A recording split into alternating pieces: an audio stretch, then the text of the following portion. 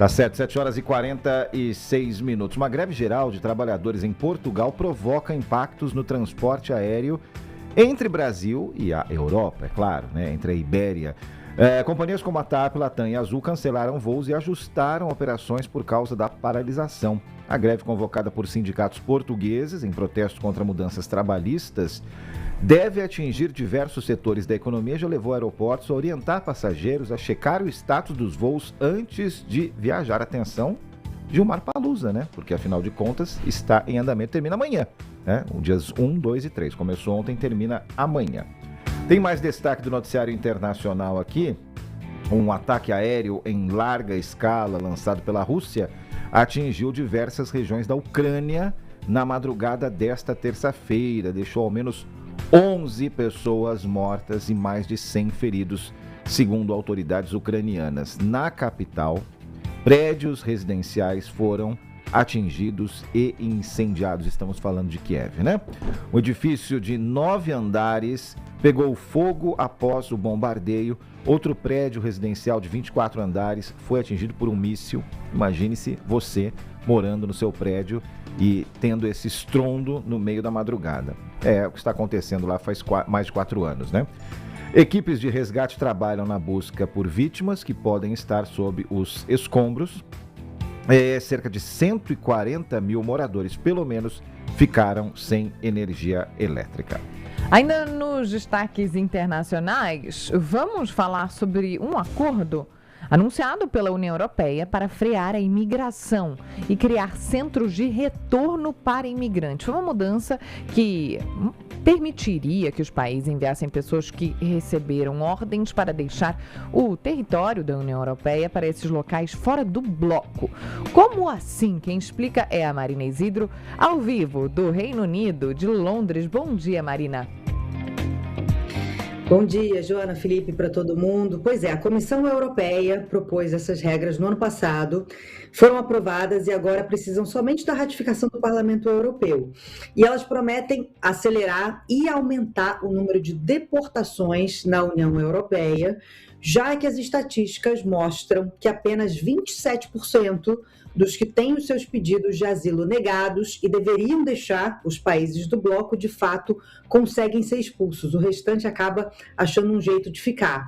Essa proposta de lei começou por iniciativa e em consequência do crescimento de partidos de extrema-direita na Europa, que tem feito pressão para a implementação de regras mais duras quando a gente fala de imigração ilegal. Então, países como a Alemanha, a Áustria, a Grécia, Holanda e Dinamarca apoiam essa iniciativa, que vai incluir, então, parcerias com países terceiros, ou seja, caso não seja possível mandar esses imigrantes de volta para os seus países de origem, eles poderiam ser enviados para outros que não têm nada a ver com os seus, mas que tenham uma parceria com nações onde eles estão ilegalmente no momento. Com essa nova legislação, quem não colaborar com as autoridades está sujeito a detenção, multas, banimento de futura entrada no país e responsabilidade criminal. As autoridades também vão poder fazer buscas na casa desses imigrantes ilegais, coletar dados biométricos e apreender bens. Sempre há o contraponto de organizações que dão suporte a imigrantes, de que medidas como essas são um abuso de direitos humanos, que não adiantam e que só aumentam o conflito entre os dois lados. Por fim, dando um exemplo aqui do Reino Unido, o país, né, que não faz parte da União Europeia, mas desde o Brexit, o Reino Unido chegou a fazer um acordo controverso com Ruanda, há um tempo atrás, para onde enviaria imigrantes ilegais de diversos países, só que isso nunca deu certo, porque havia várias brechas legais no acordo, então o governo conservador da época nunca conseguiu colocar isso em prática, gastou milhões de libras dos cofres públicos em hotéis para acomodação temporária, em ações na justiça, tanto que os trabalhistas encerraram essa parceria quando tomaram o poder. Então é algo que não só é polêmico, como é difícil de colocar em prática. Mas, de novo, esse movimento feito agora pela União Europeia reflete o crescimento de partidos de extrema-direita, a insatisfação da população com uma imigração que está fora de controle em vários países, e esse segue sendo o tópico mais relevante aqui na Europa. É o tópico que divide opiniões e que decide eleições. Com certeza é. Marina, mudando de assunto aqui com você, vamos falar de esporte? Quero falar com você sobre João Fonseca. Bom, ele já conseguiu algo inédito, ele já está fazendo história na França e Roland Garros, algo que não era feito há 22 anos, mas ainda pode alcançar mais e mais. Tem mais jogo de João Fonseca hoje? Tem. João Fonseca hoje disputa as quartas de final de Roland Garros, em Paris. Ele enfrenta o Jakub Mensik, que é outro tenista promissor da nova geração. Tem 20 anos, é o número 26 no ranking da ATP. O João tem 19 e é hoje o número 30 do mundo. Então é um duelo dessa nova geração promissora.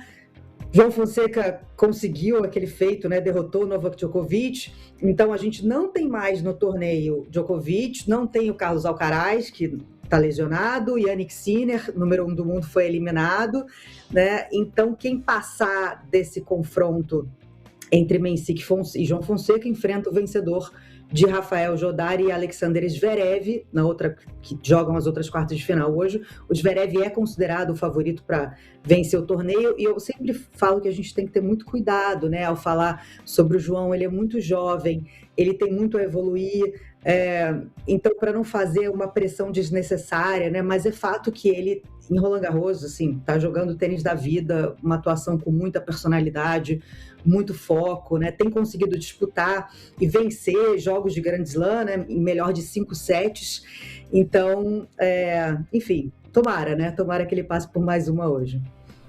Estamos acompanhando. Marina, a gente volta a conversar amanhã. Bom trabalho.